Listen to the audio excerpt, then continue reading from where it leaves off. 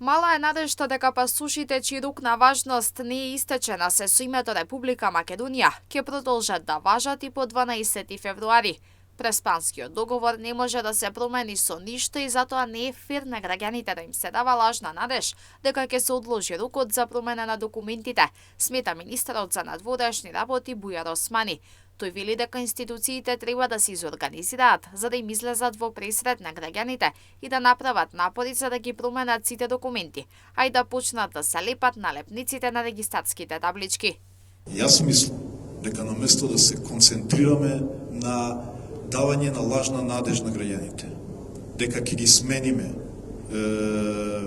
одредбите од Преспанскиот договор, дека ќе го смениме законот за спроведување на уставните амандмани, е да работиме граѓаните да немаат пречки после 13 февруари, да се забрза издавањето на пасоши,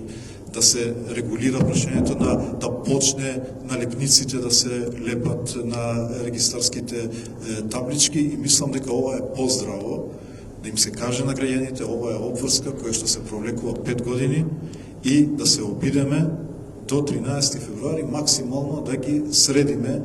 документите на граѓаните. Османи смета дека не е можно да се променат одредбите од договорот од Преспа или да се смени законот за спроведување на уставните амандмани, со кој што се предвидува до 12 февруари годинава да се сменат пасушите, па затоа според него не е правилно да се дава надеж за придобивање политички поени, а граѓаните по 12 февруари да имаат проблеми. Не само во законите,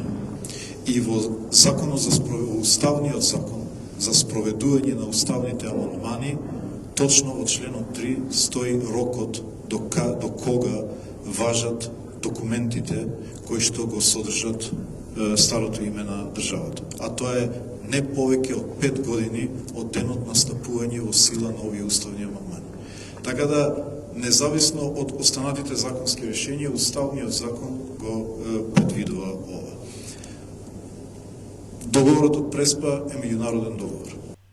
Месецов прво председателот Стево Пендаровски најави одложување на рокот за промена на пасушите со законски измени, а потоа опозицијата поднесе представки до Уставниот суд, кои ако бидат прифатени би овозможиле одложување на рокот. Вчера Министерството за внатрешни работи објави дека личните карти сепак ќе важат, но само за внатрешна употреба, а минатата година беше одлучено дека возилата со стари регистарски таблички со ознаката МК наместо нови ќе може да добијат налепници со ознаката НМК.